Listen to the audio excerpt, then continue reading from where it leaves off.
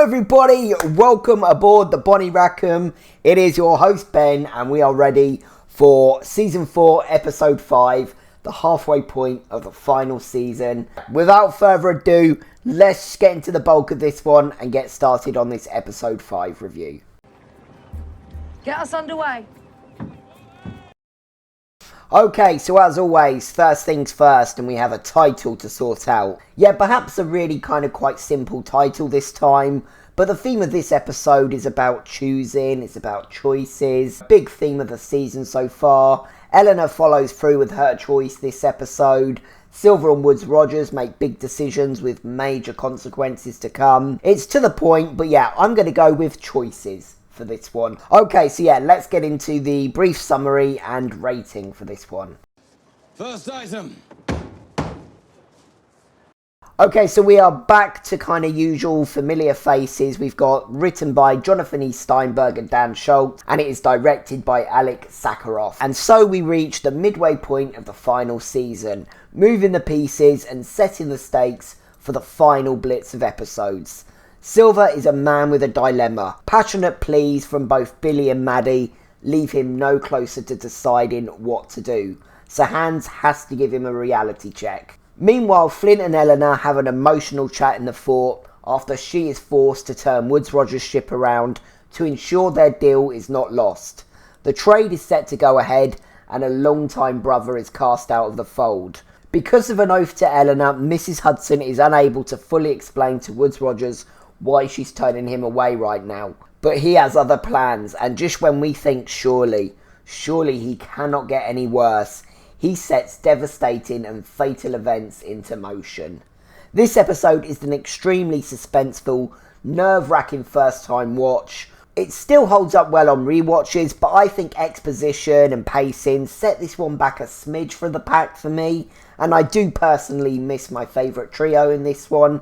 While still good, this does fall behind a big band of more elite episodes for me, which, considering I'm still giving this one an 8.7 rating, is mad and demonstrates this show's quality. Let's check in for the last time at a midway point for my top 15 rankings at this time. Okay, so yeah, episodes just outside the top 15, and yeah, most recent choices, it's a little bit quite comfortably out that top 20 for me. As I say, still a great episode. Look at what it's up against. So many just great episodes now, high numbers. And I have my first change with shifting sands, as you see at the top there. I think that deserves just pushing apart from the rest of this 8.8 pack. But yeah, let's have a quick look at that top 15. Nothing changes at the top, but we have Trust Me and Keelhauled obviously coming in very high together, and True Friends or Mortal Enemies making it in for now. 3 out of 5 episodes making it into that top 15. Okay, so yeah, let's get into that character deep dive. Next item.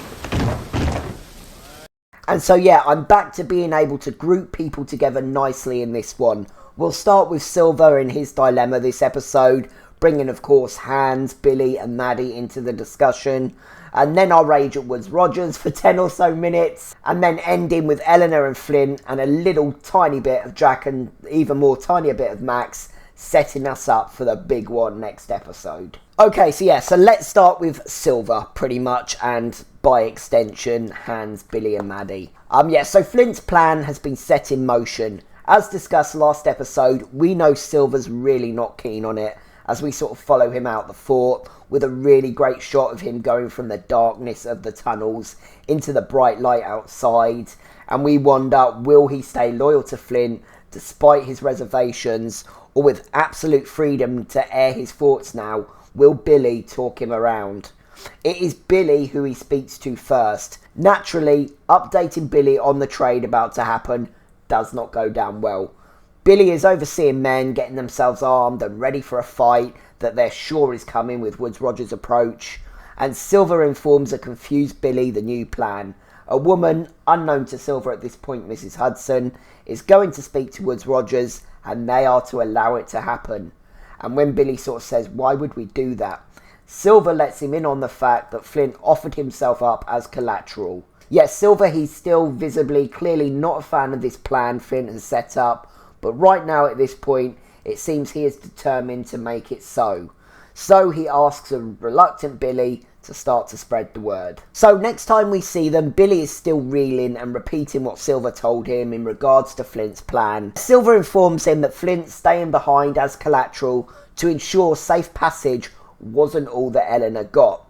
And you can see that Silver, he's just dreading Billy's reaction to this one. And as we're going to see, while Silver has become one mind with Flint in recent times, he's also got a lot of the same thoughts and concerns on things as Billy when it sort of comes to tactics. Yeah, Billy and Flint are opposites, as we know, while Silver at the moment is a sort of ever-changing dial, kind of stuck in the middle, depending on the circumstances, depending on the plans. Silver fills Billy in and says that Flint's also agreed to give her the Urca gold cash. He explains all that. Billy's face, it's just a picture. It is an absolute picture. But to be fair to Billy, I get it. You know, logically, he really did deserve the say as well, after all he's built here on Nassau with his resistance.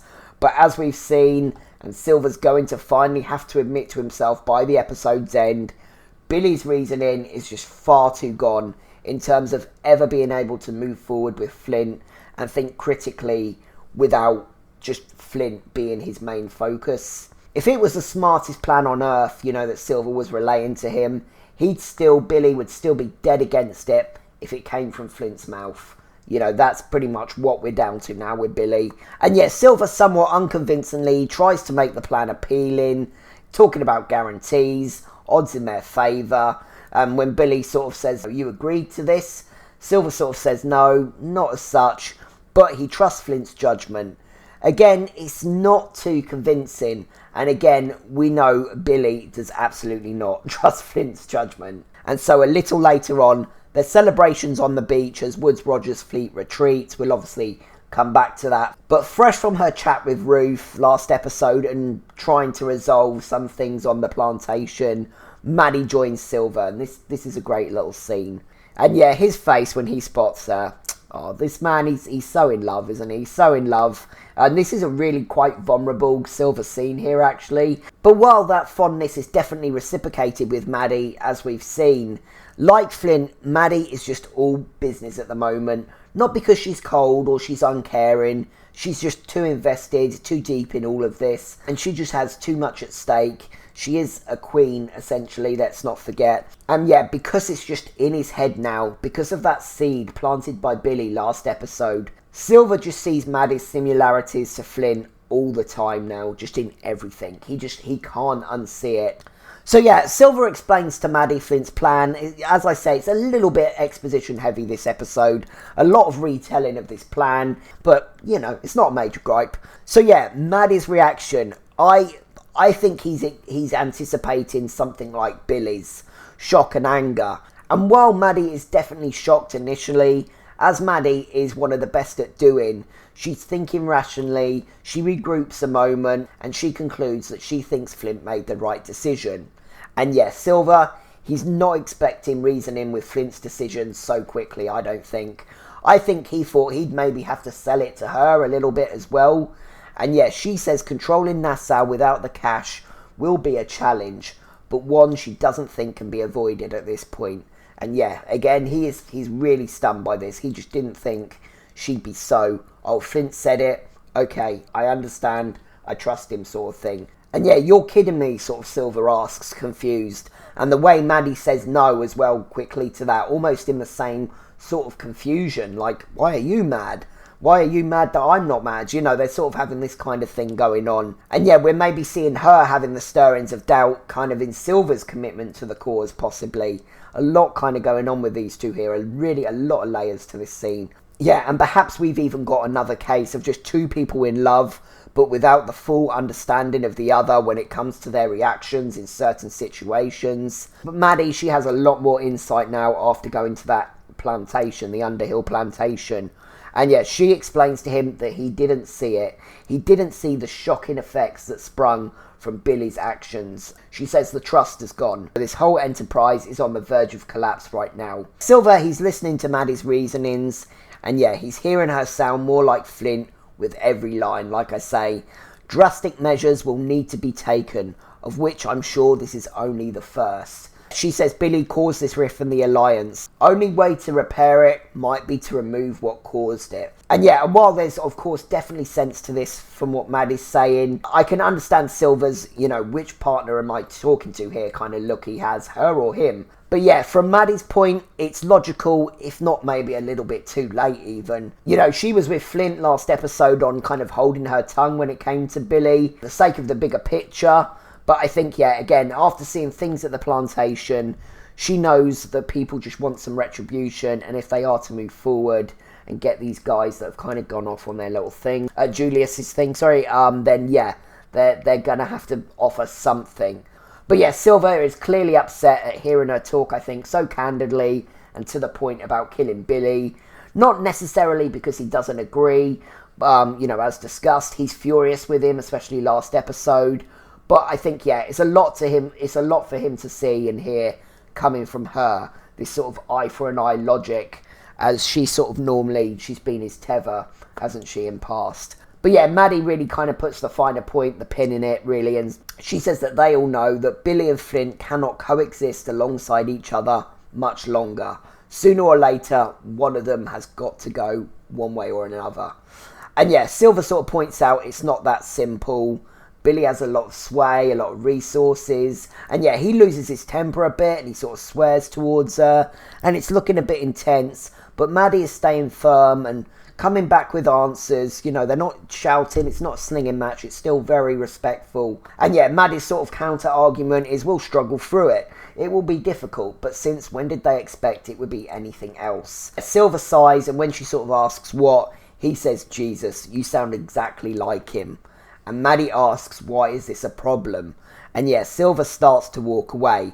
Silver's hurting. Yeah, I do feel for him, because this next moment especially, it's really quite a vulnerable moment for Silver. But, well, let's get into it. Madi senses that Silver's hurting, to be fair to her. She knows he loves her, and she loves him.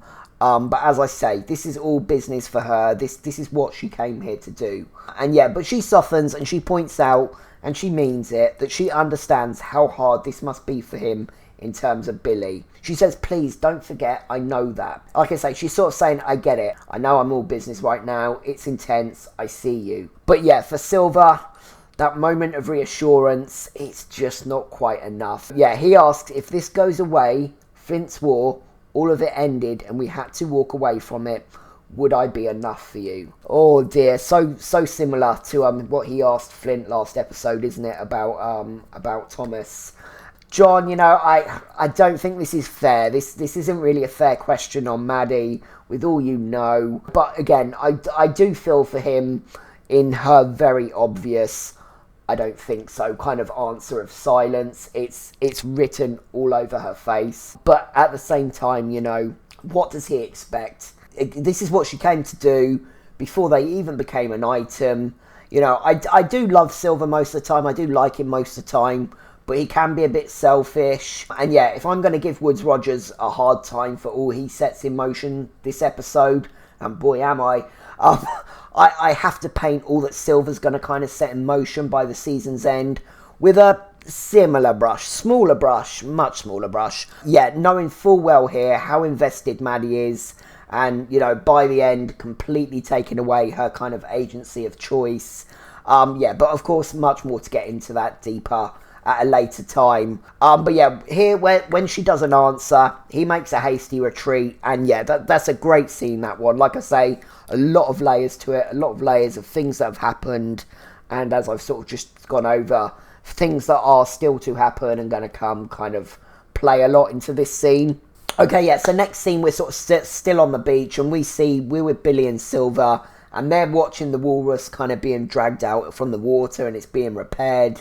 And yeah, Silver sort of says, everything she's been through, and she just refuses to die. It's fucking unnatural. Damn, that's a throwback, isn't it, to the walrus? And yeah, how different things are now between them, these two here, which is maybe what Silver's kind of angle is, kind of, look where we've been, look what we've been through, can I talk you round a little bit, I think, is a little bit going on here. But yeah, Billy, he's straight to business.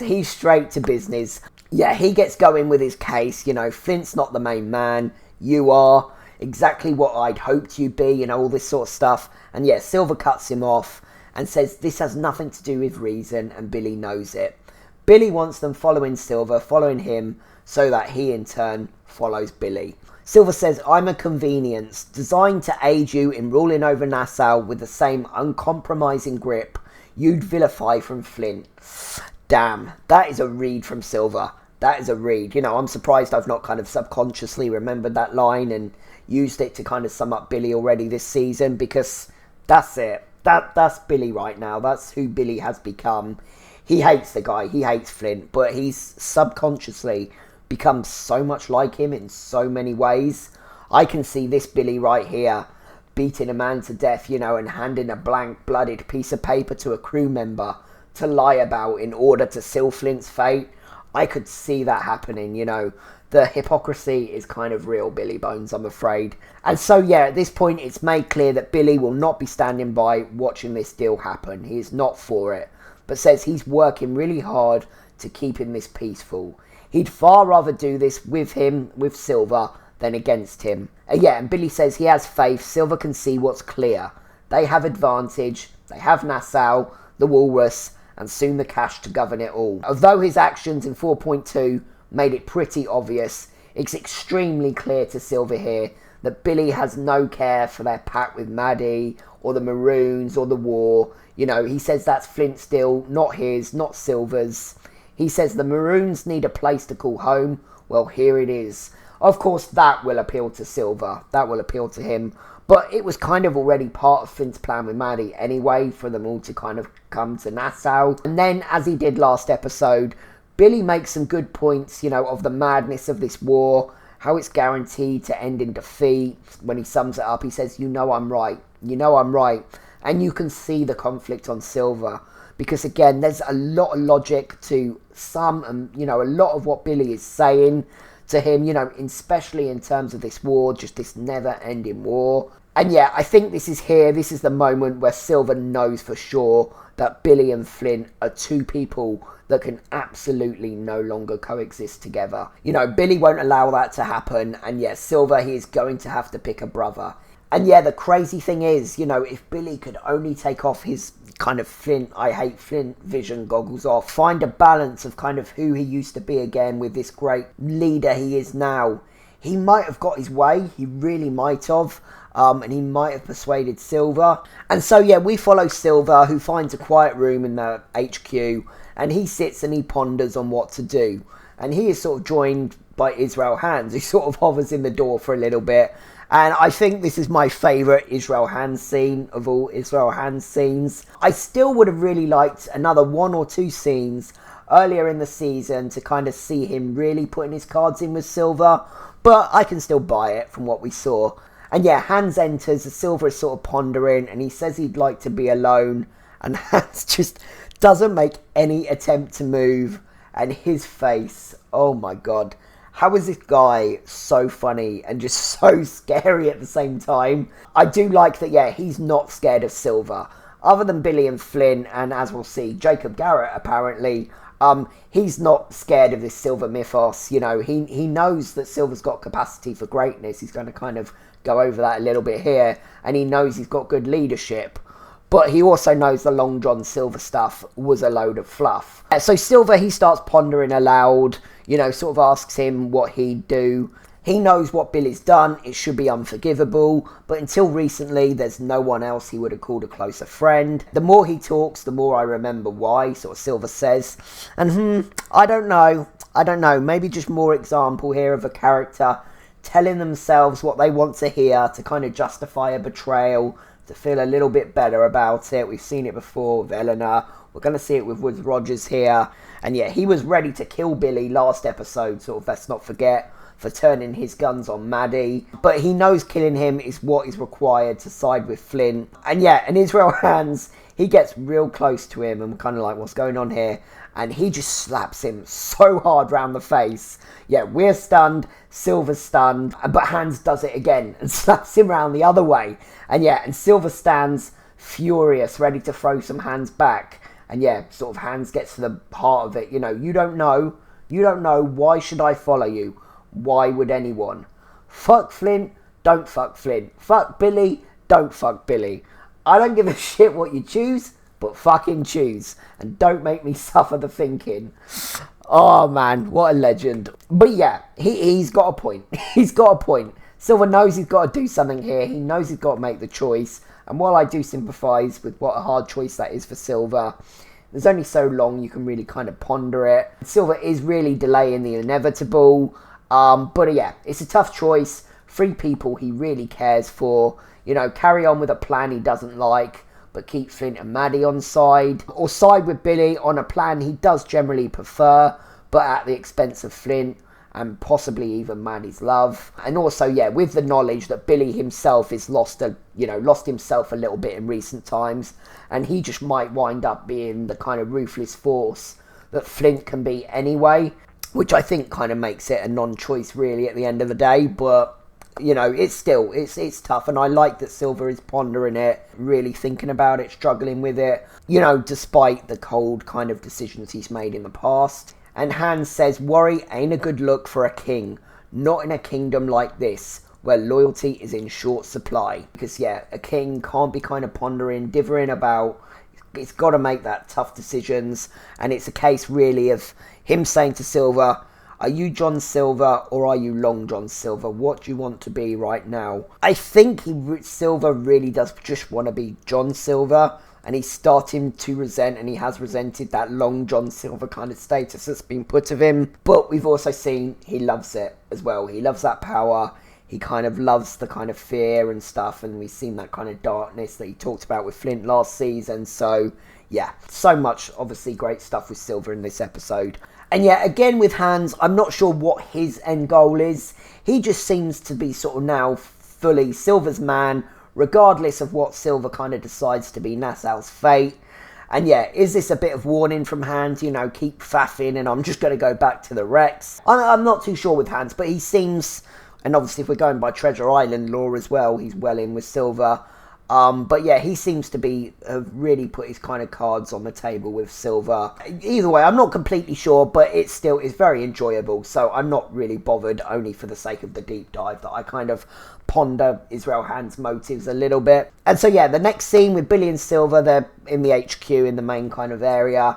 And yeah, the cache is on the island now, we learn that. And yeah, it's time for Silver to make a decision.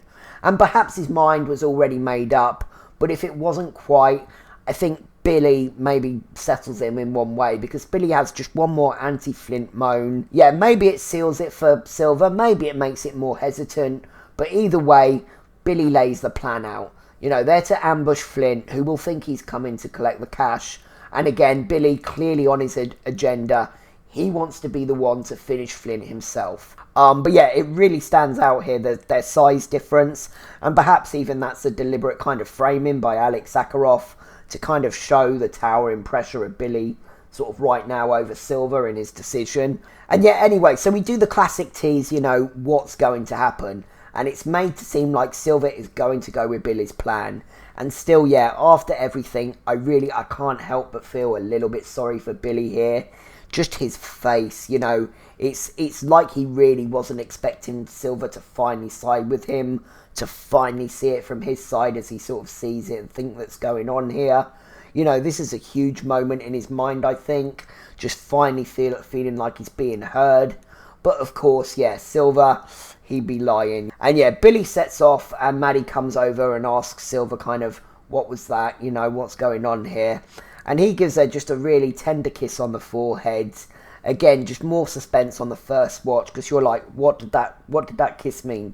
Was that a, I'm about to really upset you here? Or is it a, yeah, alright, I hear you, I'm not happy, but I'm doing this for you? So yeah, we do the big suspense, kind of watching Billy, watching the exit, you know, Flint and Eleanor walking through the tunnel in their bit. And yeah, Jacob Garrett comes and approaches Billy. And so yeah, Jacob Garrett. And remember, yeah, he joined him on the Nassau mission from the very beginning. So yeah, he's not keen on any of this. He really is Billy's man. Slowly, bit by bit, it's made clear that this is a setup. The tension's played really well with the music, you know, and the two scenes. And yeah, Jacob's sort of talking and making it clear that he's upset at this kind of play that's going down. And yeah, we sort of see on Billy's face when he realises And yeah, again, I can't help but feel sorry for him. He has dug his own grave a little bit after, the Underhill plantation stuff. But that doesn't mean we can't feel bad for him, knowing his former brothers are going to kind of help him seal up this grave that he's kind of fallen into. And yeah, as Jacob points out, his plan, Billy's plan, it worked too well. He's turned Silver into just something else entirely. All he had to do was open his mouth, say Billy's name, and everyone listened. And yeah, Silver's face in this moment, goddamn, that's a face of kind of determination and possibly likely anger at Jacob Garrett for clearly going against instruction. Although I don't think it's quite obvious to them over there at this point. But yeah, that face, that picture that you see there, that's I made up my mind and, now I'm going to own it. Face of a king who's kind of made a final decision. And yeah, Jacob points out Silver's sold to the men that it was Billy who was the reason for the ambush back in that first episode of the season. And yeah, shocked, kind of Billy asks, and they believed him. And Jacob, gets to the truth of this hold Silver now has. The power that Billy's agitating, legend building, and kind of black spots gave him. And yeah, he sort of says he's not sure anyone actually believed him. He just said it and no one had the balls to defy him, basically, And yeah, it's a big betrayal for Billy. Obviously one he doesn't forget or forgive his brothers for. I'm sure I'll mention it again in the finale, but ironic, how many of his former brothers Billy takes out with a flintlock. A flintlock. And yeah, Billy wearily looks to Jacob when he says he volunteered to do it. He says, I should be the one. But he admits that he can't. And yeah, that's Jacob Garrett's choice this episode. And yeah, it's noble. It's noble of Garrett. And it's also the end of him. It's also the end of him. And yeah, and he calls out Silver and the men. And yeah, this Jacob Garrett bit, it's a little bit drawn out for me once kind of the reveal of the play comes to light. And we're just kind of waiting like, no, let's get to it. Let's get to it. But yeah, once he calls out all the people standing over there, Silver and everyone, for kind of forgetting their oaths, with one look to Hans from Silver, we say goodbye, Jacob Garrett. Hammer time is coming for him. And yeah, after Hans makes absolutely light work of him, Billy makes his charge. And Hans is just lethal. So OP with that hammer. And yeah, Billy gets the sharp side of the hammer in his leg. And then kind of once on the floor, a hammer to the upper chest. Ouch. It looks like that's it for our Billy Bones, but just as Hans is about to make that final killing blow, Silver orders stop. But he wants Billy taken to the Underhill estate. And yeah, when Hans looks like he's about to question it, Silver just orders, do it. Of course, after Hans' pep talk, not much argument he can have here against Silver to making a final sturdy command. The king has spoken. And yeah, and so ends this group's episode. And yeah, we'll chat more about Billy and Silver next episode. Obviously, they still continue a bit. And I'm going to give MVP nominations for both Hans and Silver. Hans for mostly just being a badass. But it's been a long time since someone had the balls to fret beating Silver, let alone actually kind of smack him a couple of times. And yeah, and he gives him a harsh pep talk that maybe does give him quite a bit of a kick up the arse. And while I don't enjoy Billy being hurt, he still goes through him and poor Jacob like absolute butter. And yeah, and Silver as well with that MVP nomination.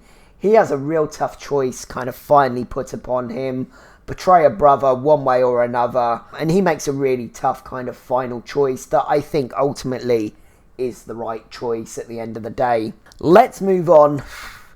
Let's move on to my favourite man ever, to Woodes Rogers. Okay, I'm going to need something a bit extra to talk about this man. Some crack, some heavy drugs, something to calm me down. Right, I don't do crack or heavy drugs, just to clarify. This is my limit, a Lucasade orange. Alright, maybe a shandy on a Saturday. So yeah, Mrs. Hudson, she will pop back very briefly in Eleanor's section as they kind of discuss the plan. But from here, we can start with her taking that nervous boat ride over towards Rogers. And obviously, he is just off the bay, waiting to kind of see what's going on. And yeah, his face from the go this episode just has me convinced that this has always been the true man. And yeah, and when he sees Mrs. Hudson, he knows some bullshit is kind of going down in terms of Eleanor. and the way he manhandles Mrs. Hudson onto the ship. My dislike of this guy just elevates even further than I thought possible from the keel hauling episode. Just, oh my god, absolutely awful man. And yeah, so Mrs. Hudson informs him what Eleanor's planning. And as soon as she mentions Flint, that cold look just comes over his face. You know, in his eyes, Eleanor, she is betraying him. Now, on the surface, as far as he's concerned, to be fair, she is. And were they still reluctant business partners, I'd still really hate him and the actions he takes this episode. But I kind of understand his, well, that's that then, isn't it, kind of approach he sort of has in some ways. But this is your wife now, dude. You know, this is, a lot has gone down. Give her a little bit of good faith. Take a breath. Regroup in Port Royal, as is Eleanor's kind of instruction and wish, or elsewhere, you know, maybe try and get a message to her in the meantime, something like that. But anyway, he cuts Mrs. Hudson short. He doesn't want to hear any of it, and he begins to make the launch ready to attack. And yeah, Mrs. Hudson has been given strict instructions not to tell him that Eleanor is pregnant, you know, which of course just makes for very tragic and very frustrating viewing. You know, there's a couple of moments, but there's a moment here where Mrs. Hudson looks like she wants to give him that explanation, but kind of hesitates a moment, you know, and the moment's lost. And yeah, I get being loyal to the woman that you now consider a friend, and because you're a subordinate, is that the word I mean? I get she doesn't know what this man is truly capable of just yet at this point. But I don't know, sometimes you've got to think bigger picture and kind of just have out with it, you know, think smart and just have out with it. But it doesn't happen. So yeah, as Eleanor's warning shots kind of start flying in, he's persistent in his approach, but he's still just stern-faced. Yeah, Mrs. Hudson relays the message that Eleanor gave her to say out. You know, she knows he will be angry. Again, his face just cold. And yeah, a cannonball, it just splashes by so close, and he just barely flinches. He just doesn't move. And yeah, Mrs. Hudson continues that, you know, Eleanor says her commitment to him is still strong, and this is not a betrayal, but an act of love. And finally, kind of something resembling emotion passes on his face. Confusion maybe, and a lot of thinking, you know. Finally, he orders them to stand down and head out. And yeah, Mrs. Hudson kind of smiles, thinking she's just witnessed a man kind of reason, respect his wife's vague but passionate instructions and reasonings. But of course, we'll see, it is anything but that. In the captain's cabin now, and again, Mrs. Hudson with a perfect opportunity to just speak the truth to him in this kind of moment alone. But he's got some thoughts to share. There's very little I wouldn't do to protect my wife, he says with his back to her, and in that disturbing, unemotional tone that we're really used to now with him. He has his concerns we saw that he had last season about Eleanor's kind of old instincts returning, you know, how he aired them to Eleanor. And yeah, Mrs. Hudson, she sticks up for her and says that's not what she believes has happened. Obviously, again, she knows what's really kind of going on. She believes she's done it out of love for him, which we know she has, along with wanting to provide a better life for the child growing inside of her. He says he knows she loves him and that she has no love for Flint or his cause, but he believes the instincts awoken in her are far more insidious than that. And yeah, what word to use in regards to your wife, in regards to kind of your suspicions of her reasoning, you know. And yeah, that word I think really shocks Mrs. Hudson as well. It's just such a harsh word, isn't it? Insidious. Like, and you know, to sort of explain what he means by that, by insidious, he says she has begun to believe again that disorder in Nassau is inevitable. Well, I mean, it is now because of this course you're taking. And yeah, and he continues, she believes civilization is powerless, either through lack of will or capacity to do anything about it. And yeah, and that's obviously a great bit of sort of counter thought to what Madi and Flint spoke about in their great bonding scene a couple of episodes ago, but obviously from the other kind of side of the coin. So yeah, the music, it gets intense, and so does his face again, and he says, civilization has a number of faces. Oh, you're telling me. You're telling me. And he says to think them all powerless to alter Nassau's future is a terrible mistake. Again, there's a moment where it looks like Mrs. Hudson is about to say something. I generally think at this point, it wouldn't even matter if she told him that Eleanor is pregnant. I think he's decided this is what he wants to do. He's just over all of it. I really don't think it would matter. It's kind of back to those early episodes of this season of him not understanding why the people of Nassau aren't falling at his feet, complying, and now seemingly Eleanor is sort of on that list. Even though he does love her, I stand by that. I think his ego is just far too big and bruised to stop and even think about her for a moment. What this will do to her, and he immediately kind of assumes her safety and that she'll just be in the fort. He's wrong, and he bears no thought or consideration for any of the people of Nassau that did comply, who have just got on with it, with his rule, and no thought of the trauma that this would have for his wife, whose mother he knows died in the last Spanish raid. Yeah, he's a monster. The man's a monster, and I'm getting angry.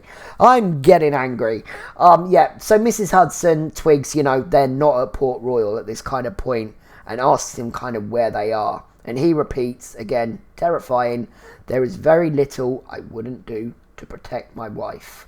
And yeah, he's doing the Eleanor special, telling himself he's doing something awful for the sake of someone he loves, but really, he wants it done for his own petulant needs. But yeah, in this instance, times the extreme of it by 100 to what Eleanor did with Vane. Yeah, that was ultimately her telling herself it was for him, when really it was for herself. But you could get behind that one a little bit more in terms of understanding why she did it. Here it's just absolutely brutal. And so we and Mrs. Hudson realise that we're in Havana. And yeah, when she questions him, kind of shocked, he sort of says the British Empire won't help, then perhaps the Spanish will. And yeah, intense scenes as they kind of drift into the bay, and we sort of get a good look at the fort on Havana. And yeah, he's confident that they won't be fired upon. He knows they're going to be curious as to why the governor of the enemy kind of wants a parley right now. And yeah, so Mrs. Hudson's colonial intelligence contact, Grundle, he comes back into it a moment. They kind of do their introductions. And yeah, Woodes Rogers, he speaks perfect Spanish. At least I'm assuming it's perfect. And yeah, and Woodes Rogers, he requests to speak to Governor Raha. And what is he using as a sign of good faith? Teach his head. You remember the man he keel-hauled 3 times to try and be a big man. What a fucking hero. I hate him. And yeah, so he goes to meet with Governor Raha, and we get a great shot of Havana. Looks like something straight out of an Assassin's Creed game, looks really good. And so Woodes Rogers enters, and yeah, so Woodes Rogers goes over how he came close to kind of subduing Nassau, but his enemy has regrouped since then, made allies, and basically he sells that the coalition is a nuisance, set to destroy the civilized world. We of course know it is far more complex than that. In this war, you and I have far more that unites our interest than separates them. And yet he has the nerve to use the phrase dark men when he's describing Flint and everyone. Again, it's the sheer hypocrisy of this man that makes me despise him. Not the kind of, but the pirates are just as bad, if not worse, kind of argument. It's him kind of posing as the hero against all this kind of darkness that I don't like him for. But to be fair to Raha, he's got him made in this moment. And yeah, Woodes Rogers starts to try and sell the, how long until they come for what you've got kind of spiel. Yeah, and Woodes Rogers, he's kind of talking about the regrets that Raha might have if he doesn't kill this monster in its cradle. And damn, what an awfully kind of symbolic, intense choice of words for this man to use. It makes me ask, had Eleanor got away and he travelled kind of to and fro to see his family, what kind of child would they be raising together anyway? Would it stand a chance of being kind of pure and free of all this as Eleanor wants? Or could it have possibly carried the worst traits of both of them forward, bring forward a new kind of monster in 16 plus years? A bit dark kind of maybe to ponder with what he's just said about killing a monster in its cradle and the next episode's conclusion, but perhaps we're supposed to go there, on the rewatch. But yeah, the governor, he has been patiently listening, waiting to speak. And yeah, he informs Woodes Rogers that he had a brother, and under a flag of surrender, he was butchered. And guess who wielded the sword? Guess who wielded the sword? The nerve of Woodes Rogers. So he knows all this going in to speak to this guy. He knows he killed his brother under a flag of surrender. I mean, he would have done the same to all the revenge crew. You know, they had a flag of surrender. But he goes through the motions anyway here. You know, he tries to sell his civil man bullshit. And this guy is just like, not today, bitch. Not today. He says, you're not my enemy because my king tells me so. Don't insult me. You know, like, you're my enemy because you're my enemy. We got beef. But a bit curious, this Raha, he asks why he's not gone to the English Navy for help. And Woodes Rogers says he's tried, but they care more about the Spanish War than he does. And maybe because this just isn't as personal to them as it is for me and you. Has he really tried, though, with the English? You know, we haven't really seen it. So yeah, now, of course, Woodes Rogers has his final hand to play, his gambit, the cash. Part of me thinks he tried his luck, kind of hoping that he wouldn't have to reveal about the cash. You know, despite knowing that he killed this guy's brother. But who knows, who knows. He says they're paying for their war with your money. So yeah, with Woodes Rogers here, it's basically, when all else fails, grass on your nation's enemy like a punk bitch. You know, that's what he's doing here. And yeah, Governor Raha asks him what he thinks will come of this. You think I can convince men to sell with you under your authority? Force my men to decipher friend from enemy? And Woodes Rogers, you know, again, it goes cold and the music starts going. He says all his friends are besieged in the fort. Again, he doesn't have that guarantee. He, you know, even if he really did give a shit about anyone else other than Eleanor, he just doesn't have that guarantee. So yeah, he requests, you know, leave the fort unharmed, but otherwise Nassau is free game, basically. He says, once you are past the fort, I envision no confusion. I simply ask that you burn it all to the ground. God damn, you know, remember when Flint destroyed a town because of a massive 10-year plus betrayal that came to light and ended with a long-time companion and love kind of being shot in cold blood right in front of him, and how we cheered and got hype when Vane joined him to help? Yeah, this isn't the same. This isn't the same. We can't go, but Flint did this, and no, this isn't the same circumstances. This man wants to sack his wife's hometown, you know, all that because of a misunderstanding, because of a lack of communication, and because he's just frustrated at progress and salty that he didn't get to do lots of cold-blooded murders. And once Nassau's burnt, he just wants the credit for building it back up again from the ashes of everyone he took down with no shit given at all, you know. Yeah, this might be a worse Woodes Rogers episode for me in terms of how despicable he is than maybe Teacher's death. You know, I still really hated it, of course, but as I sort of said at the time, I could have clung on to the smallest thread of benefit of the doubt for him, understanding and reasoning. Very small, but here... anyway, you know, I'm probably going around in circles at this point in this episode with what's going on with Woodes Rogers. Yeah, he's set about something awful. But let's move on to Eleanor and Flint for our final section. So yeah, we're on to Eleanor and Flint with a very, very minimal little bit of Jack and an even more very minimal bit of Max. Eleanor asks Mrs. Hudson if she knows what she's to say when she faces Woodes Rogers, and more importantly to Eleanor, what not to say. Of course, yeah, going back to that kind of promise that she's made to her. And yeah, Mrs. Hudson says it might help if he knew it wasn't just her welfare in question. And yeah, as sort of said, at this point, and still while they're on the boat, the ship, I agree, but it gets to the point once they get to Havana. It wouldn't have mattered. It wouldn't have mattered, I don't think. But yeah, we're sort of back to what I was saying last episode. You know, this is both a good plan by Eleanor, and I get the compassion and love behind this decision not to tell him in this moment. But yeah, as discussed in Woodes Rogers' section, cross wires and misunderstandings that maybe with the full picture might have yielded a different result. But then again, with this guy, maybe not. But yeah, once again, she doesn't know that side of her husband.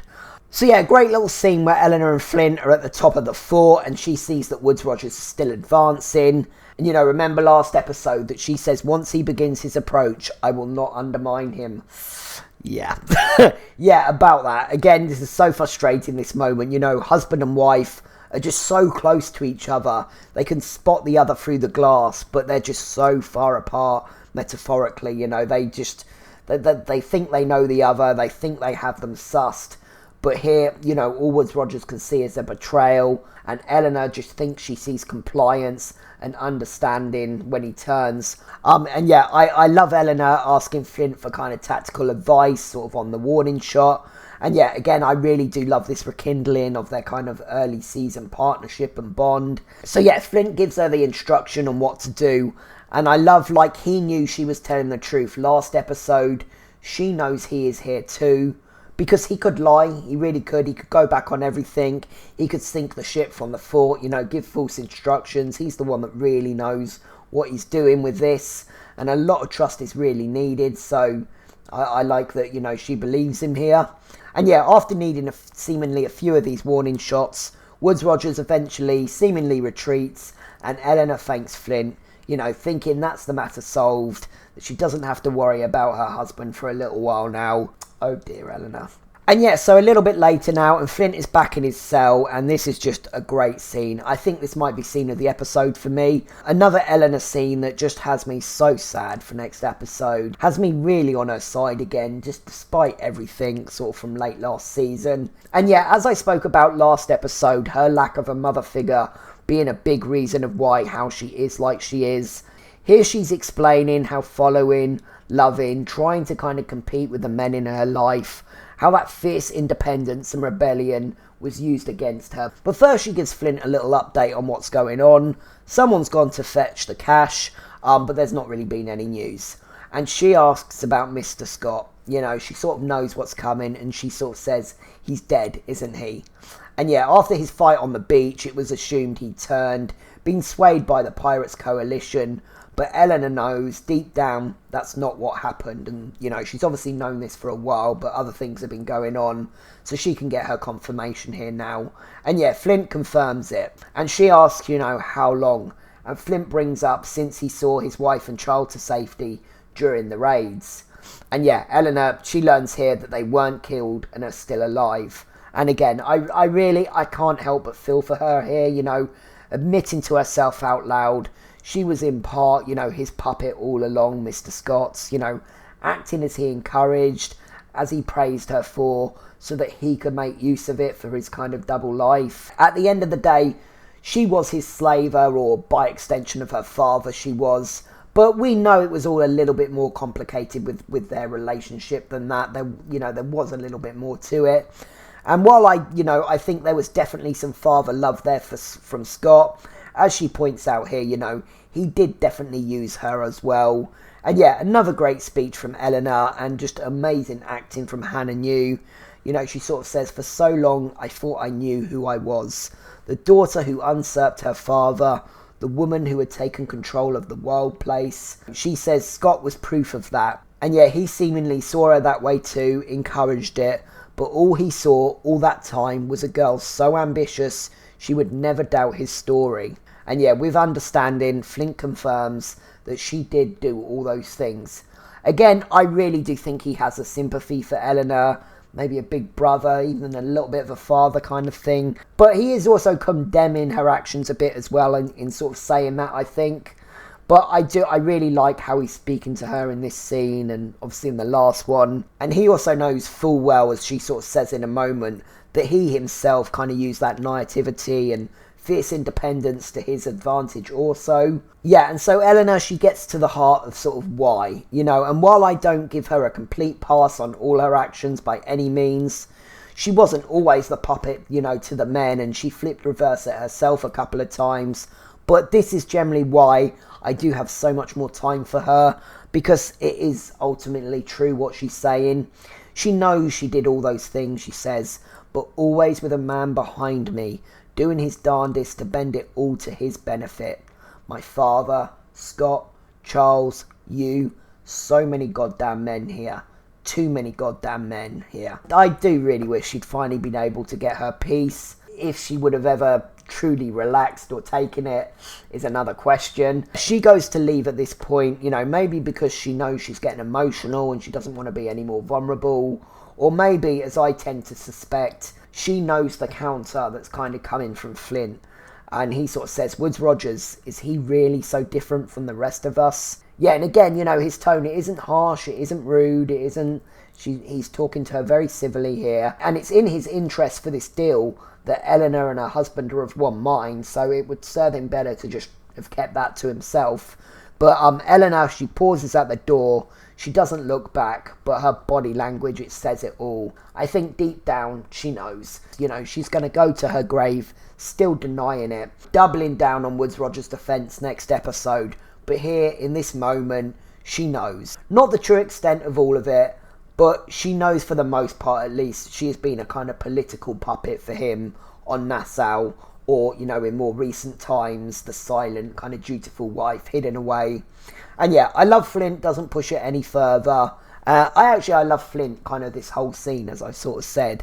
And when she doesn't reply, but her shoulders go, to say, yeah, I understand, he just sort of gives a silent nod of his head, that she obviously can't see. And yeah, Eleanor exits without any further word. And yeah, so they're ready to make their exchange. And yeah, elsewhere, obviously, as discussed, Silver has been pondering what to do all episode. And yeah, Eleanor has a note, obviously, from Silver and tells Flint the cache is way over on the other side of the island. And yeah, Eleanor is really weary of this kind of new plan, this new setup. And Flint, it's safe to say from his facial expressions, has his suspicions as well. He's having to put a lot of faith in Silver's word here, having to put a lot of guesswork. Yeah, and it's kind of hard to know from his face if he really does fear this is his end, or, do we think he anticipates that this is a Billy play and he kind of works it out because of how alike they are. But yeah, when Eleanor airs her concerns, Flint defends him and he praises it as a good plan. Doing the exchange away from prying eyes. And yeah, Eleanor kind of worries over Silver's commitment, knows he wasn't keen on the exchange, but whether he believes it or not, Flint says he's not concerned. And again, like he saw truth and conviction in Eleanor's face last episode, she sees it in his in this moment again, like she did earlier. And she is able to relax. But once she kind of gives orders to Captain Handsome for a 6-man escort, that bit of doubt comes onto Flint's face once more, and we even get a little bit of a Flint twitch. And yeah, nothing is certain here, and he knows it. So yeah, while the tensions build of what Silver's final choice is, we see Flint, Eleanor, and their entourage kind of walking through the tunnel, and finally they come out into the light, and Flint really not sure what to expect, neither are we, but relief when he sees it's Madi, and Eleanor and Madi, they share a look, childhood friends reunited once more, with Mr. Scott in common. Obviously, yeah, we can talk a lot about them next episode. And yeah, and so they walk kind of to the meeting spot, and guess who's just landed? Jack. Oh, good to see you, Jack. So Flint heads out to meet Jack and try and get some answers, and they sort of ask each other what they're doing here. What are you doing here? Well, what are you doing here? And yeah, we cut to Max, who is at the top of the fort, likely just checking in on Eleanor's progress. And yeah, and when we cut back, Flint has obviously filled Jack in on the trade, and Jack is not too impressed, understandably. And yeah, Flint tries to sell it to him, and Jack objects as expected. But he... they sort of sum up after a little while that he knows it's a pointless argument anyway, and he says it doesn't matter, it won't work. Eleanor might have agreed to it, they all might have, but it's all meaningless unless he agrees. And Jack, of course, now the one privy to Woodes Rogers' true form, he knows there's no way he submitted. He doesn't know where he's gone at this point, but he knows whatever's coming is bad. And the tension's building and the kind of music's building. And we cut to Max asking Captain Handsome what he's looking at through the glass. We go back to Jack, and he tells Flint he saw Woodes Rogers defeat Teach with his own eyes, saw his bloodlust. He will never allow himself to be defeated by you or I. He simply will not allow it to happen. And yeah, Flint's face falls. Yet another hurdle for this man. Another hurdle when I think he already knows he might have come close, to Silver turning on him today. It just never seems to end for Flint, does it? Let's see, it just never seems to end for this guy. And yeah, it's a really interesting Flint we're kind of getting this season. Yeah, that determination is still there, that resolve, but a real calmness in him almost. And yeah, Jack sums it up sort of to end the episode. Woodes Rogers will be returning, and this fight isn't nearly over. Jack confirms for Flint, for all of us, and we cut back to Max for the final shot, and we see through her eyes, through the glass, what she sees, a Spanish fleet approaching Nassau. Yeah, absolute goosebump moment when we see those ships, terrifying goosebump moment. And of course, yeah, it will be a very, very big episode next time. So yeah, my third and final MVP, along with Silver and Hans this episode, will be Eleanor again. Yeah, I think she's had really good back-to-back self-understanding kind of episodes and growth. And yeah, sadly, it's all to be too little too late by next episode's end. But yeah, that's the episode. That's the deep dive. I feel this was a long one. I thought this one isn't going to be long because you like it, you enjoy this one, but you know, I think you won't have so much to say. No. So yeah, on to the MVP then. Let's get that sorted. Last item. So yeah, we have Eleanor, Silver and Hans. And it is another soft one, really, to whoever gets it. You know, it's a very transitional episode. No one's kind of standing out like the last two episodes we've had. I gave myself a challenge at the beginning of the episode. See if you can work out what it is. I think I'm going to complete it. But yeah, I think I push Eleanor out of the running first. Really nice scenes with her, you know, really enjoying her this season, like I say. But perhaps it is a bit of a pity vote because of what her husband is up to. So I think it does come down to Silver or Hans. You know what? I'm going to use this soft one to get Hans on the board. I'm just going to do it. You know, he's been nominated twice already, you know, even though he's not in it a lot. And this really will be his last chance to grab anything. It's all going to be very kind of hard to pick MVPs again, I think. You know, strong episodes for a lot of people. And I love him as a character, you know. And while Silver makes a tough decision, having to choose between brothers, and he does, you know, he sticks with it, I'm going to give it to Hans for, you know, the King pep talk and some more great hammer time. He deserves to be on that board as well. But yeah, with that said, let's check in on how the MVPs are doing as well at this halfway point. Okay, so we've got lots on the board now with 1 stars. Joining this season, we've got Hans and Woods Rogers. Of course, yep, the usual guys still there. Eleanor still on 1. Will that change next episode? We're going to have to see. On to 2 stars. Teach obviously got himself bumped up. Probably Billy's final number. Max, I think she probably stands a fair chance of maybe getting another one. And it's Jack and Silver on 3 stars each. And on 4 stars... and we have 2 Ranger Crew Elites on 4 stars. And still in the lead on 5 stars. Non-moving. No more stars for a little while. He's not had any for a while. But he's still there at the front line. And it's Flint. Will he be there at the end? Will he get any more? We're going to have to see. Okay, yeah, that's the episode. I'm going to end it there. I know that ended up being, like I say, a longer one than I thought. So, yeah, I will say see you next episode. Get tissues ready. It's well, maybe you don't need tissues. It depends on what you think of Eleanor. Thank you for watching. I will see you very soon for the next one. It might take me a few more days to get it out because, like I say, it's a bigger episode. Thank you for watching. Take care, and I will see you on the flip side. Peace out. Bye.